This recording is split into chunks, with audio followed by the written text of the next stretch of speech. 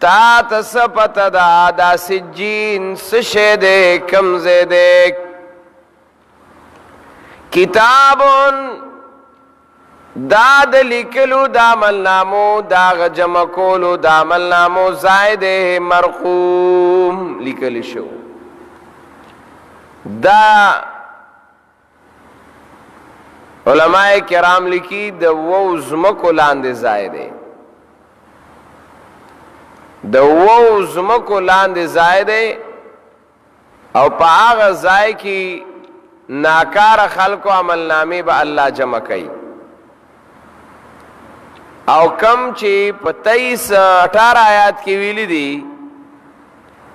کلا ان کتاب الابرار لفی علین خبردار عمل نامی د نیکانو دا بکم زی ترسی لفی علیین دا ببرا علیین تزید و اسمانونو نبرا نو سجین دا و ازمکو نلاندی او علیین دا و اسمانونو نبرا ان کتاب الابرار لفی علیین نو معلومی گی دا چی دا نیکانو خلق و اعمال دا غی ارواح دا ببرزی اور چی کم بد خلق دے ناکار خلق دے فجار دی فساق دی نو دا غی اعمالم پا برنزی او دا غی ارواح بم پا برنزی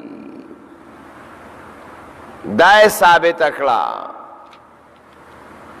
نو قرآن دلتم دا مسئلہ واضح اکڑا لا تفتح لهم ابواب السماء عبداللہ ابن عباس رضی اللہ تعالی عنہما دا دے پا تفسیر کی لکی چی دا نیک عمل انسان روح چکل برلال شی نو آغی دا پار دروازی کلاویگی او آغت دا مرحبا و پخیرالے آواز کیگی دا خوش آمدید آواز ورطا کیگی او آغا روح آغا پا برزی تردی پوری چی دا اللہ رب العزت چکم والا زائے جوڑ کڑے رے آغیت آغا اورسی او ہر اسمان کی آغیت دا مرحبا و دا پخیرالی آواز آغا کیگی دا خوش آمدید او کم چی دا بدو خلق روح دے دا ناکار خلق روح دے نوی آغا خو اول چی دا انسان دا بدن نوزی نو دیر پا عجیبات انداز او بیا چی کلا بر اسمان دنیا تورسی نو التورت دروازہ نکلاوی لا تفتح لهم ابواب السماء او دا آغا زائن اخکت اللہ رولی او چی اخکت رولی نو سجین تورسی دارنگی اعمال دا کافرو اعمال دا متکبرینو اعمال دا فاسق کافرانو مشرکانو دا برن خیشی نمر پروازو کی چی اسمان تورسی نو دروازہ ورطا نکلاویگی نو اگر واپس رو غرزی نو اعمالو تیم دروازہ یعنی قبولیت نشتا او بیا معارف القرآن کی یو روایت دیر لوی ذکر کڑے دے او آغا لوی روایت جناب رسول اللہ صلی اللہ علیہ وسلم پا یو موقع بانے ویلے دے نبی علیہ السلام یو جنازے دے صحابی تلاڑ او آغا صحابی داغا پا جنازہ کی دا قبر تیارے لا مکمل نو نبی علیہ السلام کیناستا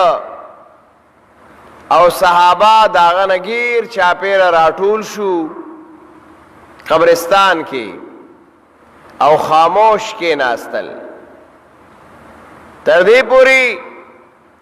چی نبی علیہ السلام سر اچت کو او به خبر شروع کړي. نو دینه معلومیږي دا چې دا باز خلک وای قبل الدفن چې دین هغه وای بیان نشتا. نبی علیہ السلام چې دغلته قبل الدفن بیان کړی دی. د دفن نه مخکې نبی علیہ السلام صحابو ته دومره لوی حدیث ویلی دی، معارف القرآن لیکلی دی. نو د دفن نه مخکې بیان کړی. نو د بیان د پاره سم ممانعت نشته، که قبل الدفن دی هم جایز دی او که بعد الدفن دی هم جایز دی. د بیان د پاره سم ممانعتونه نشته دی. نو د دفن نه مخکې نبی علیہ السلام لګیا او هغه د صحابي په جنازې نه بعد دی، صحابه ته بیان کوي او بیا ورته وایي اوس ټیم ختم شو، زه بیا به انشاءالله د کې خبرات راوکړم. الله رب العزت دی مونږ او تاسو ته صحیح ایمان، صحیح عمل، صحیح عقیده نصیب کی.